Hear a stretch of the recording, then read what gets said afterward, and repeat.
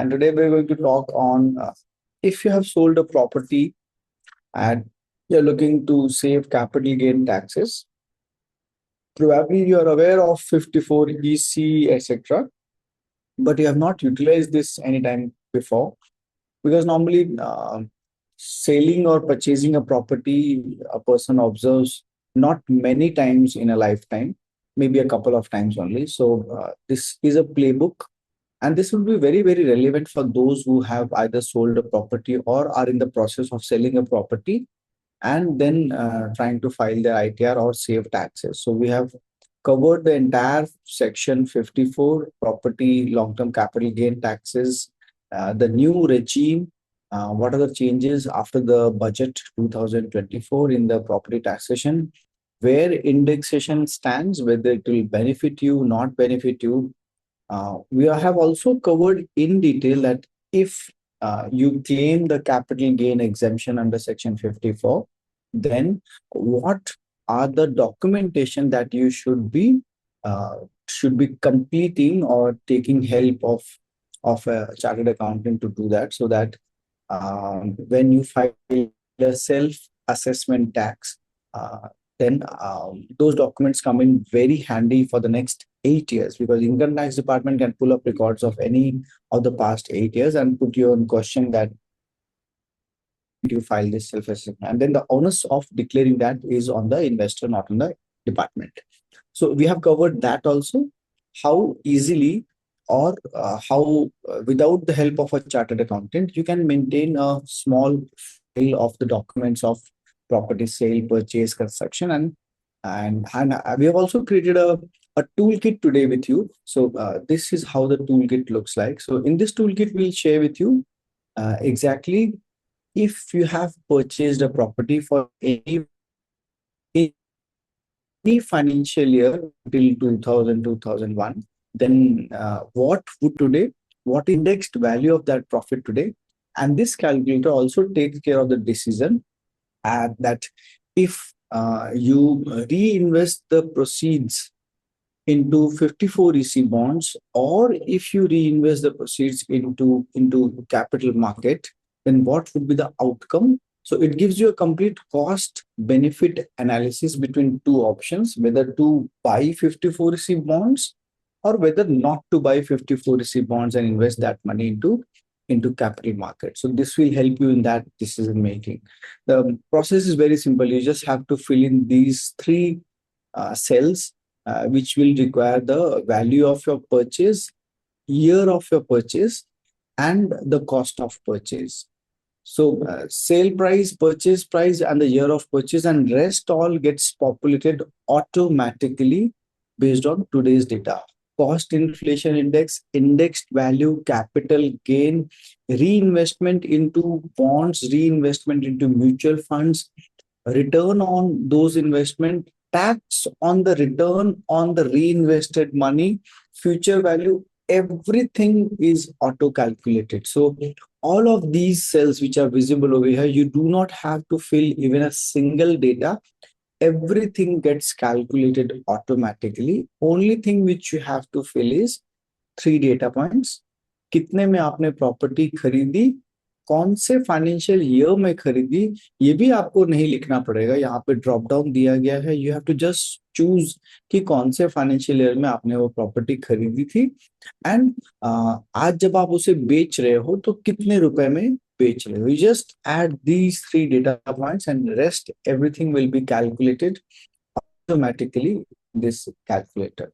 So before I go into the calculator, or let's do it other way around. Today let's do the calculator first and then take it to the, because the calculator will give a lot of glimpse into what happens. So I have taken an example. Suppose आज मैं एक property को 3 करोड़ रुपए में बेच रहा हूँ या से 5 करोड़ रुपए में बेच रहा हूँ.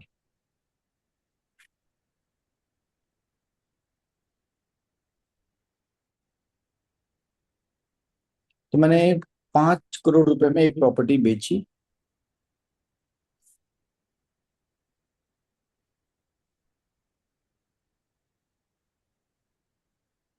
So I bought a property in at five. I sold a property in 5 crores ये प्रॉपर्टी मैंने परचेज की थी से 2010 में। सो मैंने फाइनेंशियल ईयर सेलेक्ट कर लिया और मैंने ये प्रॉपर्टी परचेज की थी 1 करोड़ 80 लाख रुपए में। राइट। तो ये कैलकुलेटर मुझे बता रहा है कि 1 करोड़ 80 लाख में जो मैंने प्रॉपर्टी खरीदी थी, आज उसकी फेयर मार्केट वैल्यू है 4 करोड़ 57 लाख रुपए, as per the cost inflation index. ये कैलकुलेटर मुझे ये भी बता रहा है कि 457 माइनस 5 करोड़ मेरा 42 लाख रुपीज 70,270 का प्रॉफिट है। ये कैलकुलेटर ये भी बता रहा है कि इंडेक्सेशन के बाद अगर मैं इसके ऊपर टैक्स पे करता हूं तो 8.5 लाख रुपए का मेरा टैक्स लायबिलिटी है। टैक्स पे करने के बाद मेरे हाथ में जो नेट अमाउंट बचेगा वो बचेगा 4 करोड़ 91 लाख 45 हजार 946 रुपए। क्यों? मैंने प्रॉपर्टी बेची 5 करोड़ रुपए में, टैक्स पे किया 8.5 लाख रुपए, तो अप्रोक्सीमेटली हाथ में 4 करोड़ 91 लाख 50 हजार रुपए बच गए, 45 हजार रुपए बच गए। इस पैसे को अगर मैं किसी म्यूचुअल फंड में इन्वेस्ट करता हूँ 13% के ब्याज पे 5 साल के लिए, क्योंकि 54 इसी 5 साल का होता है, तो उसकी फ्यूचर वैल्यू बनती है करीब 9 करोड़ रुपए। ये हुआ ऑप्शन 1। ऑप्शन 2, मैंने सेम चीज वापस की, 5 करोड़ की प्रॉपर्टी थी, मैंने उसको खरीदा था 1 करोड़ 80 लाख में। आज के दिन प्रॉफिट है 42 लाख रुपीज। अब मैं इस पे जो मेरी टैक्स लाइबिलिटी आ रही है एट द रेट ऑफ 20% के हिसाब से 8.5 लाख रुपए का टैक्स आ रहा है। मैं 8.5 लाख रुपए का टैक्स नहीं देना चाहता, तो मैं पूरे 42 लाख रुपीज 54 ईसी बॉन्ड्स में निवेश कर सकता हूँ। आगे डिस्कस करेंगे तो उसको मैं आपको बताऊंगा कि इसमें निवेश करने की जो लिमिट है वो कब है, कैसे करनी है, वो सब चीजें आगे डिस्कस करेंगे। अभी के लिए प्रैक्टिकली खाली इतना समझ लेते हैं कि उसमें आप कर सकते हो 50 लाख रुपए तक। तो पूरा 42 लाख अगर मैंने इस कैपिटल गेन बॉन्ड में इन्वेस्ट किया, तो then I do not have to pay any tax. So the entire money is there in my hand, 5 crore rupees. But out of these 5 crores, around 4.6 crores, which is the capital portion, can be reinvested into mutual funds. But the profit portion of around 42 lakh 70,000 will be required to be reinvested into 54 EC capital gain bonds. These bonds give you interest at the rate of 5.25%. These are subject to tax as per your slab rate. So we calculate the future value of the investment in 54 EC bonds, the interest payable on that bond, and the future value of that bond. Plus, we have also calculated the future value of this property, of this mutual fund which you have invested. And total, you see the capital gain portion which was invested to 54 EC bonds, the other principal portion which was reinvested into mutual funds, total becomes around 8.9 crores. So in option 1, your total future value becomes 9.05 crores. In option 2, your total value becomes 8.9 crores. Now, this is the future value after adjusting for the tax outflow. Under option 1, you sold a property, but you did not purchased any 54 EC bond, and you reinvested the entire money after this into mutual funds or into any capital market product. And the fifth year, the future value in the fifth year becomes 9 crores 5 lakhs. In option 2, you choose not to pay tax. So you sold the property at 5 crores. There was a profit of 42 lakh rupees. This 42 lakh rupees was reinvested into 54 EC bonds, and the remaining 4.6 crores was invested in any capital market instrument, giving you like 12-13% return. We calculated the future value of interest on 54 EC bonds as per slab rate. We also calculate the future value of this 4.6 crores invested into any capital market instrument minus the long-term capital gain tax at 12.5%. The net future value after taxes comes at 8.9 crores. So option 1, becomes beneficial for you by around 12-13 lakh rupees. So this calculator you can jiggle with, you just have to put these three numbers and you have a ready decision maker. What is your indexed value of profit after tax? How much tax you have to pay? This also helps you in deciding whether you should reinvest into capital market after paying taxes, or whether you should not pay tax and invest into 54AC bonds. So this is one stop ready-made toolkit which helps you decide your beneficial option for adjusting for taxes from a 5-year perspective. So this toolkit will be emailed to all of you. I thought of showing you the toolkit so that you understand that 54EC calculation or selling a property is not that difficult. While having a chartered accountant at your side to do this calculation is always helpful, but this will give you a broad idea of your own self checklist how to do this. To give you a more practical idea, many of you may be thinking that you can do this with the help of AI. I tried Claude AI, the topmost model. I tried Perplexity. I tried ChatGPT. I tried Gemini. I tried Grok. Uh, all of them failed miserably in doing this calculation. So there are a number of calculations involved. First, you have to calculate the fair market value of property after cost inflation index. Second, you have to make a decision that whether the profit portion should be reinvested in 50/50 bonds or whether you should pay tax. Third, the reinvestment in 54EC bonds earns you an interest of 5.25%, which is subject to 30% tax every year. That calculation was completely missed by the AI agents. Fourth, the future value calculation after adjusting for tax harvesting into capital instrument, because if you put into capital market instrument, you are allowed for tax harvesting at 1.25 lakhs per annum. So that angle was completely missed by all the AI agents. In this case, probably Perplexity was relatively better to give you a more theoretical perspective, but still the calculations were far, far, far behind than what you could do. So what we did was, instead of depending completely on AI, we fixed it by the help of Excel formulas. Toolkit is now ready. You just put in your three figures, कितने में property purchase किया, कौन से साल में purchase किया, और आज कितने रुपए में बेच रहे हो. ये तीन चीज डालोगे तो ये कैलकुलेटर आपको बता देगा कि विच ऑप्शन 1 या option 2 is beneficial to you. So now let's move into and deep dive into कि अगर आप ऑप्शन 2 में जाना चाहते हो, टैक्स नहीं पे करना चाहते, then what are the options behind you, कौन से सेक्शन के कौन से क्लॉज को आपको जानने की जरूरत है. So let's talk about 54 EC bonds. सबसे फर्स्ट आपने अगर एक, so will talk with the help of an example, and I have taken an example that we have sold a property for 5 crore rupees, और 5 करोड़ रुपए के प्रॉपर्टी पे आज मैंने 3 करोड़ रुपए का प्रॉफिट कमाया है. For everybody the figures be different, so we have taken a base line figure कि 5 करोड़ में प्रॉपर्टी बेची, 2 करोड़ मेरा कॉस्ट था, 3 करोड़ रुपए मेरा प्रॉफिट है. आफ्टर द बजट 2024 अमेंडमेंट्स, अब आप प्रॉपर्टी पे दो तरीके से टैक्स पे कर सकते हो. या तो आपका जो प्रॉफिट है 3 करोड़ रुपए, उसके ऊपर आप 12.5% स्ट्रेट टैक्स पे कर दीजिए, विच कम्स टू 37.5 lakhs.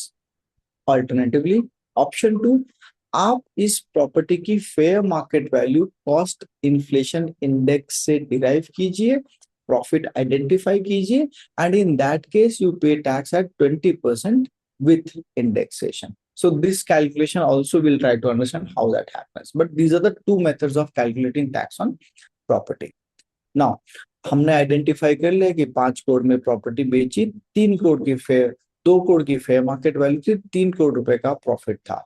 अब ये 3 करोड़ का प्रॉफिट के ऊपर या तो मैं टैक्स पे करूं या फिर मैं इसका थोड़ा सा पैसा 54 ईसी बॉन्ड्स में इन्वेस्ट करूं ताकि मुझे टैक्स ना पे करना पड़े।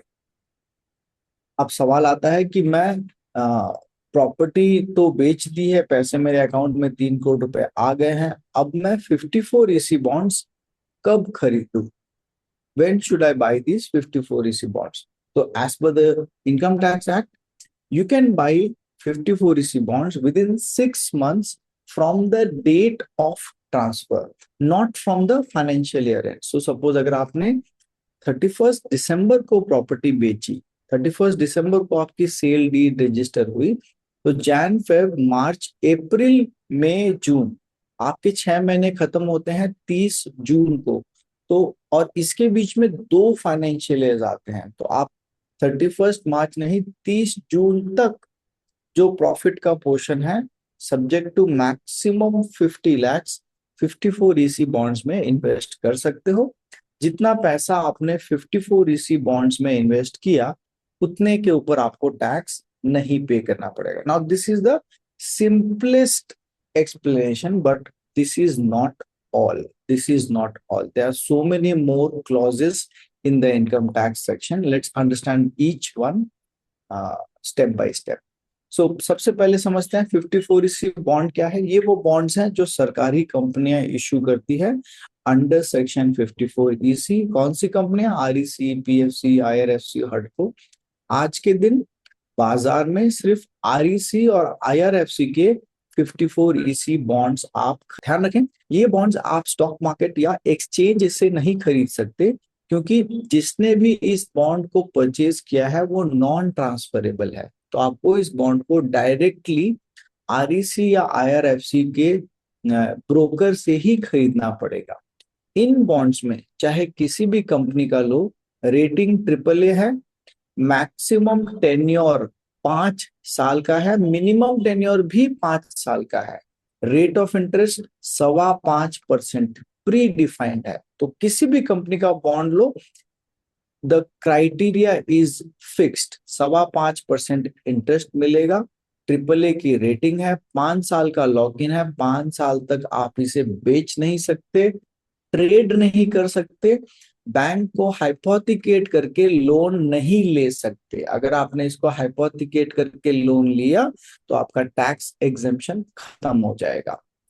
एक और इंटरेस्टिंग चीज, इसके ऊपर जो आपको 5.25% इंटरेस्ट मिलता है that is taxable as per your slab rate. So 5.25% interest, if you are subject to 30% tax, then you're left with hardly 1% after taxes. Maximum limit in this bond is 50 lakhs per PAN per annum. 50 lakh रुपया per PAN card per financial year. तो अगर आपकी property joint नाम पे है, if you are holding a property in joint name, then both husband and wife can subscribe for 54 EC bonds up to 50 lakh rupees. Right? Right? Clear? So let's move ahead. एक बहुत simple सा confusion investors को होता है between 54 EC और 54 double ई के bonds में। इन दोनों के बीच में एक मेजर डिफरेंस है, एक मेजर डिफरेंस है। अगर आपने लैंड, बिल्डिंग या प्रॉपर्टी बेची है, रेसिडेंशियल प्रॉपर्टी बेची है, तो आप 54 EC में आते हो। अगर आपने कोई और कैपिटल एसेट बेचा है, आपने कोई फैक्ट्री बेची है, आपने अपनी गाड़ी बेची है, आपने अपने शेयर्स बेचे हैं, then that falls under 54 double E. So residential land building comes under 54 EC, everything else comes under 54 double E. सिर्फ इतना नहीं, सेक्शन 54 के अंतर्गत अलग अलग सेक्शंस हैं, हम उनके बारे में बात करेंगे। सो 54 is about selling any capital asset, 54 EC is about selling a residential property, 54F is about selling a farmland or an agriculture land, 54G is about when government compulsorily acquires your property. Government highway बना रही है, आपकी जमीन उसके बीच में आ रही है, government ने उसको कंपल्सरीली एक्वायर किया, उसमें भी आपको एग्जेम्पशन मिलते हैं, but that will fall under 54G। आज हम सिर्फ बात करेंगे 54 EC के बारे में, ताकि हम इधर उधर ना भटके, but this will give you a clarity that if you have a particular type of property which you have sold, then you should choose a relevant section, not any other section, right? Moving forward, I'll have to rub this.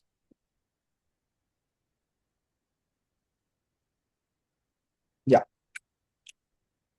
54 EC में the maximum limit is up to 50 lakh rupees. तो अभी जैसे हमने एक example लिया था, 5 करोड़ रुपए की प्रॉपर्टी बेची, 3 करोड़ रुपए का प्रॉफिट हुआ, जॉइंट होल्डर थे तो दोनों जन 50-50 लाख रुपए निवेश कर सकते हैं, बाकी बाकी प्रॉफिट के ऊपर टैक्स पे करना पड़ेगा।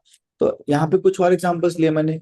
अगर आपका 1 करोड़ रुपए का कैपिटल गेन है 54 इसी में, पर एनम 50 लाख रुपए ही डाल सकते हो, बाकी 50 लाख रुपए बिकम्स टैक्सेबल। अगर आपका गेन 75 लाख रुपए है तो 25 लाख रुपए टैक्सेबल है।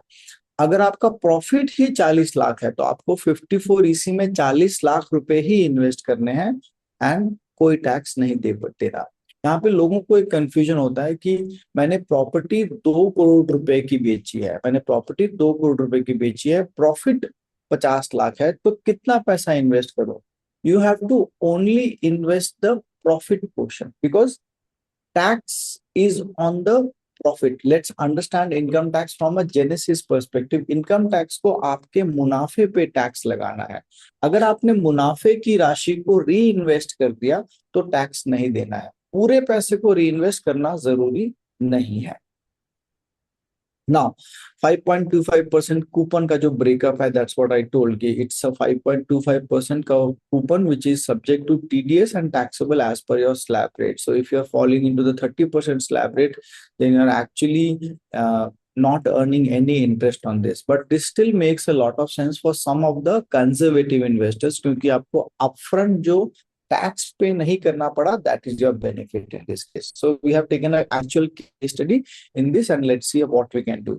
ऑप्शन 1, जैसा मैंने अपने कैलकुलेटर में बताया था, पूरा पैसा आप 54 इसी बॉन्ड्स में इन्वेस्ट कर दो and calculate the future value for 5 years after taxes.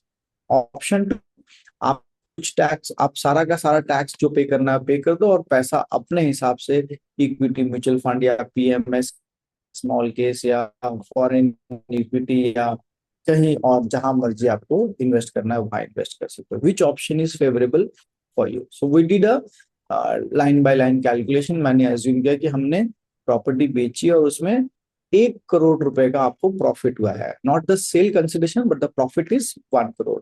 तो 1 करोड़ के प्रॉफिट में आपने दो पोर्शन आएंगे। पहला 50 लाख रुपए आपने 54 इसी बॉन्ड में इन्वेस्ट कर दिया। First 50 lakhs you invested into a 54 इसी बॉन्ड विच इज 10, आपने इन्वेस्ट किया। अगले साल से इस 50 लाख पे 2,62,000 रुपए का इंटरेस्ट मिलेगा। इस इंटरेस्ट पे 78,000 टैक्स और 3,150 रुपया सेस लगेगा। टोटल 81,900 टैक्स चला गया। नेट आपके हाथ में बचा 1,80,600। 1,80,600 के हिसाब से आपने 5 साल में टोटल इंटरेस्ट कमाया 9,03,000 रुपए। बट ये कैलकुलेशन थी उस पैसे की जो आपने 54 इसी बॉन्ड्स में डाला 50 लाख। टोटल मुनाफा था 1 करोड़ रुपए का। तो बाकी बचा हुआ 50 लाख रुपया आपने किसी इक्विटी म्यूचुअल फंड में डाल दिया। हमने अज्यूम किया कि उस म्यूचुअल फंड में आप 10% इंटरेस्ट कमा रहे हो, तो 50 लाख रुपए डाला। अगले साल उस 50 लाख पे आपने 5 लाख रुपए कमाया। ध्यान रखें, इक्विटी म्यूचुअल फंड में आपको हर साल 1.25 लाख रुपए का टैक्स हार्वेस्टिंग की अपॉर्चुनिटी मिलती है। तो हमने अज्यूम किया कि आप हर साल अगले 5 साल तक 1.25 लाख रुपए का टैक्स हार्वेस्ट कर रहे हो and we calculated the future value after tax harvesting. 50 lakh रुपए इन्वेस्ट किया, 10% कमाया। पहले साल के अंत में ये बना 55 लाख रुपए, दूसरे साल के अंत में 60,50,000 and at the end of 5th year it becomes 80 lakhs। लेकिन ये 80 लाख रुपए जो है ये प्री टैक्स वैल्यू है, इसमें 30 लाख रुपए का प्रॉफिट है। अब हमें नेक्स्ट स्टेज पे इसमें से इस प्रॉफिट को एलिमिनेट करके इसकी पोस्ट टैक्स वैल्यू निकालनी पड़ेगी। तो आइए आगे बढ़ते हैं। Let's calculate the post tax value of this. So equity में टोटल मुनाफा था 30 लाख रुपए, 6.25 लाख रुपए हमने हर साल 1.25 लाख के हिसाब से टैक्स हार्वेस्टिंग कर लिया, बाकी बचा 24 लाख रुपए। उसमें से टैक्स 12.5% के हिसाब से आता है 3 लाख रुपए। टोटल वैल्यू इक्विटी की जो बनेगी वो बनेगी 80 lakh minus 3 lakh tax, that is 77,000, that is 77,000। इस 77,000 में आपने जो 54 ईसी बॉन्ड में 50 लाख रुपए डाले थे वो भी ऐड कर दीजिए, उसमें जो इंटरेस्ट कमाया आफ्टर टैक्स वो भी ऐड कर दीजिए। तो टोटल वैल्यू हो गई 1,36,00,000 रुपए। 77,000 is the value of 50 lakhs invested into a mutual fund, and 59,000 is the value of money invested into 54 EC bonds at the end of fifth year. Total 1,36,00,000 रुपए। इस प्रोसेस में आपने टोटल जो tax पे किया है वो है 13 लाख रुपए। कैसे?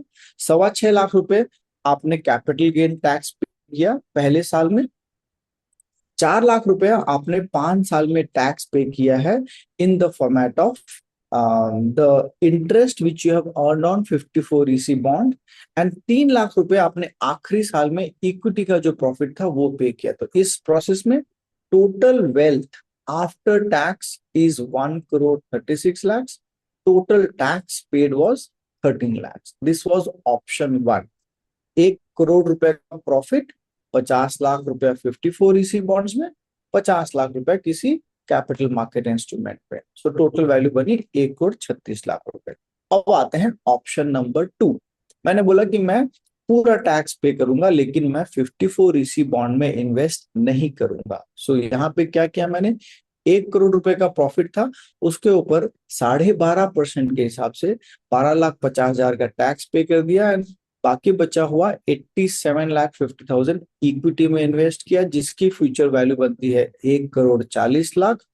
इसके ऊपर भी हम टैक्स हार्वेस्टिंग करेंगे और कैपिटल गेन टैक्स कैलकुलेट करेंगे। टैक्स हार्वेस्टिंग 6.25 लाख की, उसके बाद मेरा टैक्सेबल गेन आता है 47 लाख रुपए का, जिसके ऊपर long term capital gain tax in the fifth year will be around 5.9 lakhs। Total मिलाकर के 87 लाख रुपए की फ्यूचर वैल्यू बनती है 1,65,00,000। ऑप्शन 1 में थी 1,36,00,000, ऑप्शन 2 में फ्यूचर वैल्यू बनी 1,35,00,000। वैल्यू में कोई बहुत ज्यादा डिफरेंस नहीं है, टैक्स में डिफरेंस है। ऑप्शन 1 में आपने 13 लाख रुपए टैक्स दिए थे, ऑप्शन 2 में आप 18 लाख रुपए टैक्स दे रहे हो। बट ध्यान रखें यहाँ पे टैक्स इज इनसिग्निफिकेंट। क्यों? क्योंकि आपने टैक्स तो ऑप्शन 2 में ज्यादा पे किया, लेकिन future value is almost close to the option 1। Now ये सारे कैलकुलेशन डन है at the rate of 10% re investment rate at equity. Now let's understand the mathematics. अगर मैं इस पैसे को 10% की जगह पे 13% पे इक्विटी में इन्वेस्ट करता, देन ऑप्शन 1 में फ्यूचर वैल्यू बनती 1,39,00,000, ऑप्शन 2 में वैल्यू बनती 1,40,00,000। सो as soon as my equity का return is more than 11.2%, equity becomes more favorable even after paying taxes. So what I'm trying to say is, अगर आपको लगता है प्रॉपर्टी बेच के आप उस पैसे को अगर इक्विटी में इन्वेस्ट कर सकते हो और इक्विटी से आप 11.25% का रिटर्न कमा सकते हो 5 साल में, 1 साल में नहीं, 5 साल में, then equity is favourable for you. अगर आप एक रिस्क अवर्स इन्वेस्टर हो, अगर आपको लगता है कि आप इक्विटी से 11.25% नहीं कमा सकते, then the 54 EC option makes more benefit to you. Choice is completely yours which option to choose. If you have to take this decision today, आज 2026 में अगर आपको ये निर्णय लेना है, then you have to understand that we are sitting on a time correction since last 2 years. In equity market, you're sitting on a time correction. In these 2 years, what has happened? In these 2 years, the Indian financial services industry has grown multifold. Indian manufacturing sector has grown multifold. As of today, we are sitting on an AI boom, which will cause a huge job losses. But from a corporate balance sheet perspective, replacing AI with humans will reduce the cost, so the corporate profitability will increase multifold even in future. So while we are sitting at a 2-year time correction, the future looks very bright. Warren Buffett and Benjamin Graham has said that be greedy when everybody is fearful and be fearful when everybody is greedy. Looking at the Indian capital market scenario today, everything looks टॉपसी टर्वी. हमारा GDP का data first है, हमारे inflation के data हमारे actual lifestyle से match नहीं करता. हमारा इंपोर्ट स्क्यूड है, हमारे एक्सपोर्ट्स अनकॉम्पिटिटिव है. हम 80% तेल इंपोर्ट करते हैं. हम active pharmaceutical ingredients up to 80-90% China से इंपोर्ट करते हैं. हम सोलर सेल्स चाइना से इंपोर्ट कर रहे हैं. our rupee is depreciating, our interest rates are in a fix, we are not able to cut. So looking at this data point, Indian economy seems to be the most fragile economy in the world. There is no single report on the research forum which is positive about India. Foreign investors लगातार पैसा निकाल रहे हैं. But there's an other side of this story. When everybody is fearful, that is when you become greedy.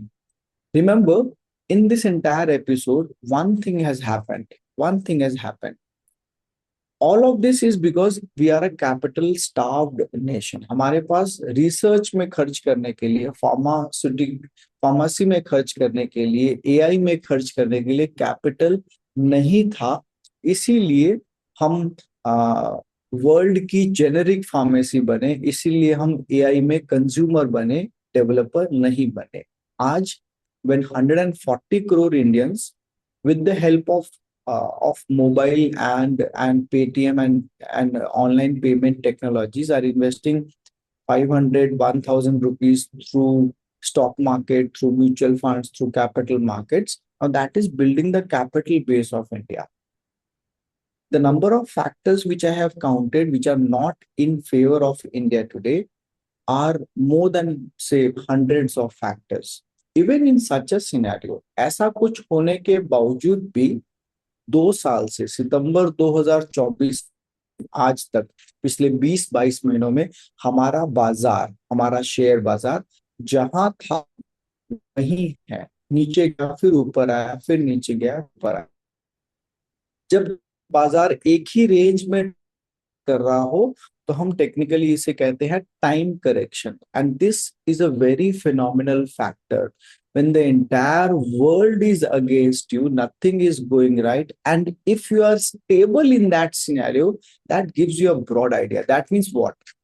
Domestic investors, you, me, the street vendor, the parking vendor, the capitalist, the CEO, everybody is putting money into capital markets. कोई 2,000 रुपए की SIP कर रहा है, कोई 500 रुपए की SIP कर रहा है, कोई 100 रुपए की एसआईपी कर रहा है और कोई 5 लाख रुपए की एसआईपी कर रहा है. All of this money is going into the capital markets in the format of monthly SIPs, which is actually putting money into the equity market through the help of the mutual fund channel. Because of which, while foreign investors are taking out money, domestic investors investing money into India. And the total SIP inflow as of today is still above 20,000 crores per month. So now that gives a phenomenal factor that gives you the repository that you should be greedy when everybody is fearful. And coming back to our capital decision, if you have sold a property today, if you're sitting on a time correction of 2 years, this is the time when you buy equity at a very lower valuation. Now, this view which I'm sharing with you is a biased opinion based on my personal understanding. This is not an investment advice. This is a view which I'm sharing with you. If I have to do this, if I had sold a property today, I will not buy 54 EC bonds. I will put that money into capital markets. I'm assuming based on this time correction, in the next 3 years, the market should double. That culminates into a CAGR of not 10 or 11.2%. It gives me a CAGR of 20% and above. 20% and above. So in that case, 87 lakh rupees after tax, if I put into equity, at the end of fifth year, it will be more than 2 crores. But in option one under 54 EC, it will be still less than 1.5 crores. So that's a 50 lakh rupees difference in value. But option one is still suitable for an investor who is risk averse. If you have not invested money into equity or through capital market avenues like mutual funds, PMS, mortgage until today, then option two is not your choice because you're not aware of that market. Then option one makes a lot more sense. So you have, after consulting your financial advisor. But the calculator which I showed you, this calculator will help you decide at a certain rate, with a certain cost inflation index, what would be your profit in a property which you are selling today. You don't have to calculate the cost inflation index. You don't have to calculate the future value. You don't have to calculate the interest rate. You just have to put property आपने कितने में बेचा, property आपने कौन से financial year में खरीदा था, एंड प्रॉपर्टी आपने कितने रुपए में खरीदा था. Once you put these three data, rest all is calculated automatically in this calculator. So let's move ahead with this. We have another case study where we have assumed कि आपने 2001 में एक लैंड परचेज किया 1 करोड़ रुपए पे. 2002 में उसके ऊपर आपने 10 लाख रुपए में बाउंड्री वॉल बनाया. फिर उसके ऊपर 2003 में आपने एक घर बनाया उस लैंड पे. फिर 2015 में आपने उस घर पे रेनोवेशन किया जिसमें आपने water proofing, leakage, drainage, painting का काम कराया. और 2020 में आपने उसमें फर्नीचर बनाया, सोफा वगैरह वगैरह. आज आपने उस प्रॉपर्टी को 4 करोड़ रुपए में बेचा. This is a practical scenario which is possible. तो ऐसे में आपको कितना टैक्स लायबिलिटी बनेगा, right? So let's understand this. So हमने क्या किया, वी कैलकुलेटेड 4 करोड़ में प्रॉपर्टी बेचा एंड बाकी जो जो खर्चे अलाउड है एज पर कैपिटल एक्सपेंडिचर हमने उनको काउंट किया. क्या क्या अलाउड है? लैंड का परचेज कॉस्ट अलाउड है, बाउंड्री वॉल अलाउड है, होम कंस्ट्रक्शन अलाउड है, रेनोवेशन का खर्चा अलाउड है. लेकिन जो हमने पेंटिंग पे खर्चा किया वो अलाउड नहीं है, जो फर्नीचर खरीदा वो अलाउड नहीं है. तो टोटल खर्चा मैंने किया 2 करोड़ 20 लाख रुपए के आसपास. अब इस पूरे खर्चे का मुझे कॉस्ट इन्फ्लेशन इंडेक्स के हिसाब से फेयर मार्केट वैल्यू निकालनी है. So the fair market value for every expenditure done in a specific year has to be brought at today's value with the help of cost inflation index, and for that the calculator will help you. So we have done that calculation and now we are coming to the final value.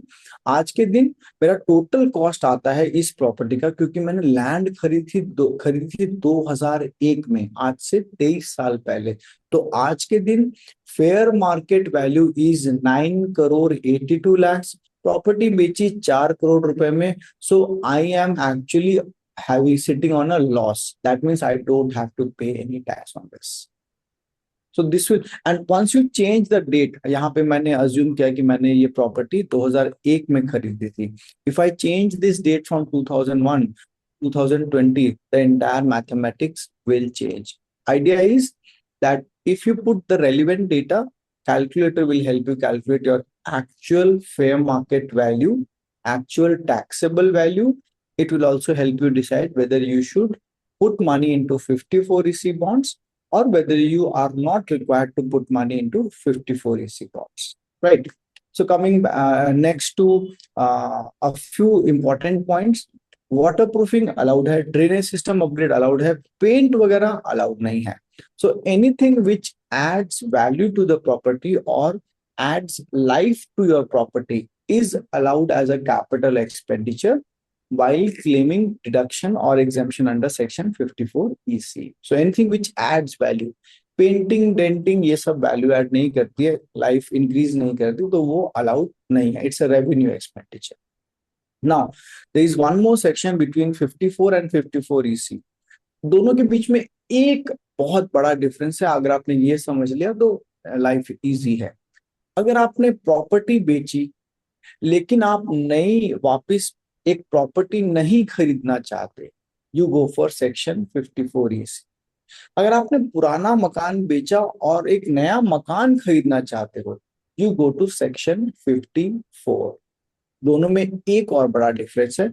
54 EC में सिर्फ 50 लाख रुपए की per annum limit है, लेकिन section 54 में आपने 8 करोड़ का मकान बेचा और पूरा पैसा एक नए मकान में लगा दिया, आपको कुछ टैक्स पे नहीं करना। आपने 10 करोड़ रुपए के इक्विटी शेयर्स बेचे, लेकिन उस पैसे को आपने दूसरे मकान में लगा दिया, you don't have to pay any tax. Yes, आपने सही सुना। So this could be one of the most important avenues where you prepare your portfolio to buy a property into equity over the years। आपने equity में पैसा इकट्ठा किया, अब आपको डर लग रहा है कि मैं इक्विटी बेचूंगा तो मुझे टैक्स लगेगा। नहीं, इफ यू री invest that money into capital market through buying a property or etc., you create capital for the economy, you are exempted from tax. But the relevant section for that is section 54, not section 54 EC, right? So keep, and there are many more things which of similar nature I will be discussing with you in the next 10 minutes, and I will leave this cheat sheet with you. There are like more than 35 more slides in this presentation. I will not run all the slides because every slide will be relevant for a specific audience. But this cheat sheet will help you identify which section is relevant for you, what you should be doing. That decision making will make very easy for you. So every road out of the gain on one page, section 54. अगर आपने घर बेच के घर खरीदा है, section 54. section 54F, घर बेच करके, घर के अलावा कोई अदर एसेट बेच करके आपने घर खरीदा, आपने इक्विटी बेच करके घर खरीदा है, सेक्शन 54 है। घर बेच करके आपने बॉन्ड्स खरीदे हैं, सेक्शन 54 EC। घर बेच करके आपने कुछ नहीं खरीदा, आपने बॉन्ड्स भी नहीं खरीदे, you go to capital gain account scheme. So this is a specific section where it says that अगर आपने एक मकान बेचा और आप एक नया मकान बनाना चाहते हो, ना, देयर इज अ पॉसिबिलिटी कि अगर आपने आज मकान बेचा तो पैसे तो आपके पास आज आए हैं, अब आप एक नया मकान बनाना चाहते हो, but it will take maybe 1 or 2 or 3 years। अब आप सरकार से बोलना चाहते हो कि भाई मैं नया मकान में पैसे लगाऊंगा, लेकिन मुझे कॉन्ट्रैक्टर को पैसे धीरे धीरे देने हैं, मैं पूरे पैसे एक साथ नहीं दे सकता 6 महीने के अंदर। तो सरकार कहती है यस, यू आर अलाउड। जब तक आप अगले 3 साल में मकान बनाते हो, तब तक आप उस पैसे को कैपिटल गेन अकाउंट स्कीम में रखें। उसकी पूरी डिटेल हमने यहाँ पे एनेक्चर में दे के रखी है, you can get it over here. क्या है कैपिटल गेन अकाउंट स्कीम? किसी सरकारी बैंक में आप एक बैंक डिपॉजिट खोल लीजिए, but it has a specific type, CGAS scheme. उसके खोलने के लिए रेलिवेंट फॉर्म्स हैं, वो फॉर्म दे करके किसी बैंक ऑफ बड़ौदा या कैनरा बैंक वगैरह में आप ये अकाउंट खोल सकते हो, या IDBI बैंक में वो अकाउंट खोल सकते हो।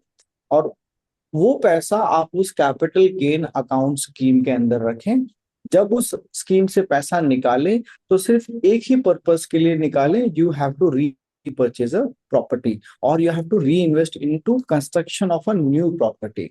उसमें से पैसा निकाल के आपने गाड़ी खरीद ली, your exemption is gone.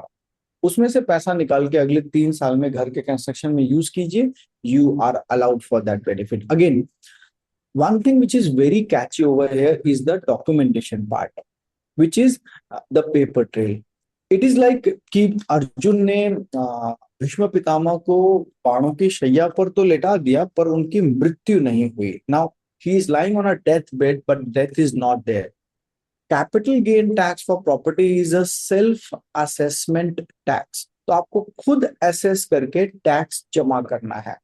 there is no income tax officer coming to verify कि आपने कितने में बेचा, कितना एग्जेम्प्टेड है वगैरह वगैरह।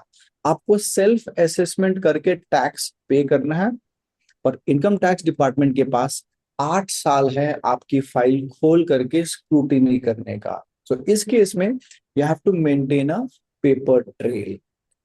इन दिस केसेस अगर आप ये पूरा पेपर ट्रेल वगैरह नहीं मैनेज करना चाहते हो, you go to a chartered accountant, he will charge you a small fees as a percentage of the property, and he will prepare a file for you. Based on that CA certified document, you file self assessment tax। आगे अगर आपके ऊपर कोई notice आता है, कोई scrutiny होती है, this file will help you। Alternatively ये काम भी अगर आप खुद करना चाहते हो, then property purchase, boundary wall के लिए आपने कंस्ट्रक्शन के लिए जिस कॉन्ट्रैक्टर को पैसे दिए उसका बिल, रेनोवेशन के बिल, ये सारे डॉक्यूमेंट्स आपको रखने पड़ेंगे, so that that comes in handy as your as your income tax self assessment for the capital gain. So that's it. अगर आप ये डॉक्यूमेंट्स मेंटेन करते हो, the calculator which I have given you will help you calculate the actual future value and calculate your capital gain taxes. There would be a lot more question. I see already some questions on the chat box. Let me complete in the next 1 or 2 minutes because we are running out of time. And then once we have a formal closure, we can have specific questions, because I believe questions today would be very specific to your particular case. So taking questions at this point of time may not be the right point, right? Just wait for a couple of more minutes. That's it. So these are the documents checklist which you have to go through once you are into a property purchase sale decision. It's very simple. It's not very complicated. It is absolutely not very complicated. Only thing which is complicated is the calculation of indexed value, and that I have already helped you with this calculator. You just have to put in कितना पैसा खर्च किया, कौन से financial year में खर्च किया, आपने यहाँ पे ड्रॉप डाउन से सिलेक्ट करना है एंड आज की वैल्यू डालनी है. ये ऑटोमेटिकली सारा कैलकुलेट आपको करके देगा calculator. AI does not help you in this case. I already shared that with you. Another big decision after property sale purchase is the legacy thing, which most of us forget. So in this case, creating a private family trust is the most effective way जिसके जरिए आप अपने जीते जी अपने assets पे control रख सकते हो और अपने जाने के बाद भी आप उन एसेट्स के ऊपर में एक दायरा बना सकते हो. इट इज योर डिस्क्रिशन कि आप किसको कितनी लिबर्टी देना चाहते हो. So trust is a fail safe option of creating assets in India. It is helpful अगर आपके बच्चे इंडिया में नहीं है, इंडिया के बाहर हैं, तो ट्रस्ट क्रिएट होने की वजह से कैस्केडिंग इम्पैक्ट ऑफ टैक्स उनके डोमिसाइल पे नहीं जाता. अगर बच्चे इंडिया आ रहे हैं प्रॉपर्टी बेचने के लिए, trust kind of a structure helps them very easily to purchase sale these documentation. Trust के बाद में the next immediate good option of transferring these things is either through a gift deed. A registered gift deed is not very costly, or a will. Will in India is a very diplomatic thing.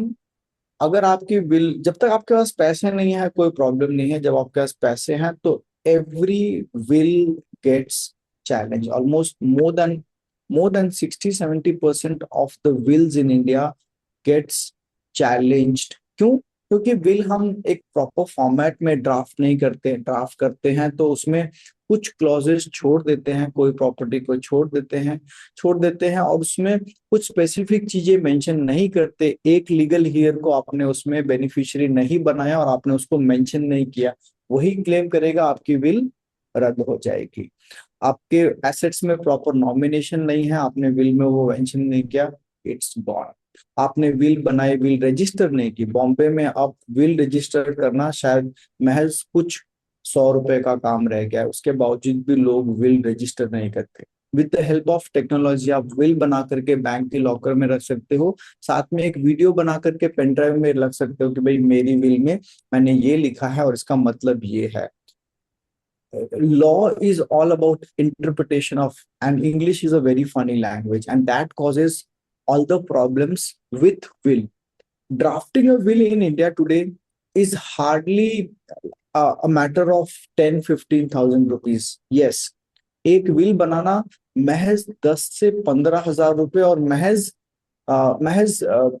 10 to 12 days का काम है. But फिर भी 98% of population do not have a will, and that's a very sorry state. And that's why Maharashtra government has judiciary has announced this कि will register करना is a penny stock. And आपको जान के हैरानी होगी, hospitals are the biggest losers in this case, क्योंकि आखिरी will आदमी ने तब बनाई जब वो हॉस्पिटल में भर्ती हुआ. क्योंकि हॉस्पिटल में भर्ती होने के पहले तो हमें लगता है कि हम तो अमर है, हमें तो कभी कुछ होगा नहीं, लेकिन जब हॉस्पिटल में पहुंच गए तब हमें लगता है कि भाई अब तो जिंदगी शेष है। ज्यादातर विल्स हॉस्पिटल में बनी, और उसके लिए कोई दस्तावेज नहीं होता।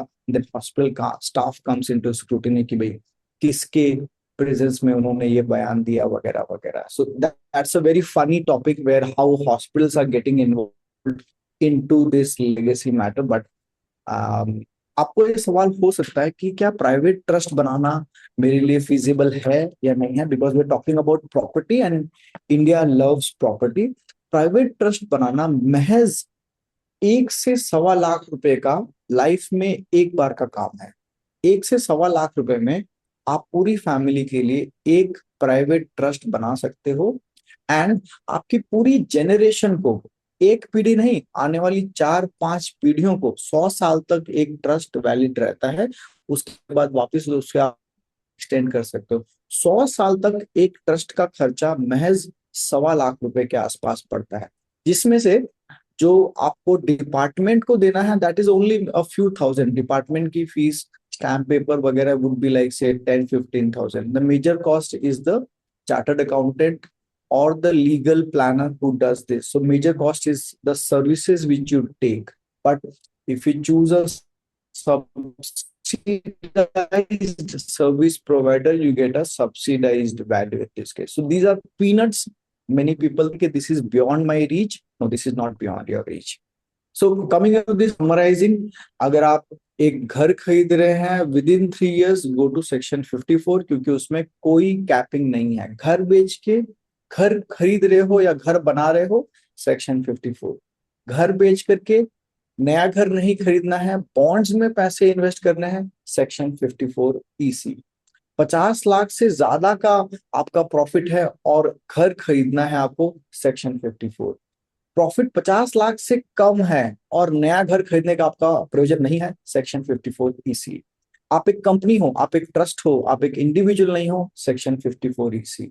आपको टाइम चाहिए डिसाइड करने के लिए कि नया घर लेना है या नहीं लेना है, go for capital gain account scheme. 3 साल तक डिसाइड कर सकते हो उस पैसे का क्या करना है, you get the exemption. Only limit is ITR file करने से पहले या फाइलिंग की लास्ट डेट से पहले वो पैसा आप कैपिटल गेन अकाउंट स्कीम किसी सरकारी बैंक में जमा कर दे। So with this we come to an end. I hope we try to keep this complex topic as simple as possible for you. We have talked only about 54EC. We have not talked at length about other things. There are certain nuances which have covered into the awareness section. 6 महीने की deadline का absolute मतलब क्या है, 50 lakhs की capping का absolute मतलब क्या है। एक छोटा सा एग्जांपल देता हूँ। somebody came to us कि मैंने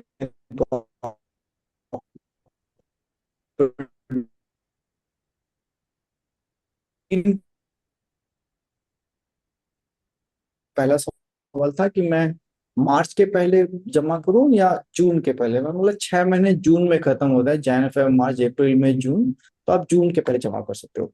फिर उन्होंने इनकम टैक्स का एक्सट्रैक्ट निकाल के क्लॉड AI को दिया। क्लॉड AI बोलता है कि आप 50-50 लाख रुपए हस्बैंड वाइफ मार्च के पहले जमा कर दीजिए, और फिर 50-50 लाख रुपए अप्रैल में वापस जमा कर दीजिए 54EC बॉन्ड्स में। ऐसा करके आपके 3 करोड़ में से 2 करोड़ रुपए का मुनाफा एग्जाम्पशन में चला जाएगा, एंड आपको बाकी 1 करोड़ पे टैक्स देना पड़ेगा। अब मेरे पास इसका कोई जवाब नहीं है, क्योंकि इनकम टैक्स ऐसी चीजों के ऊपर साइलेंट है। द लिमिट इज पर PAN card per annum. It is based on interpretation, how you interpret this is funny. I don't have any specific answer to this, but I just shared a case study. There could be 100 other case studies based on your specific example where probably a professional can help you. So with this, we close. If you have any questions, I have a question on the chat box. Let me check that. Oh, there's no question on the chat box. If you have any question specific to this 54EC, we can take it now. We will be releasing the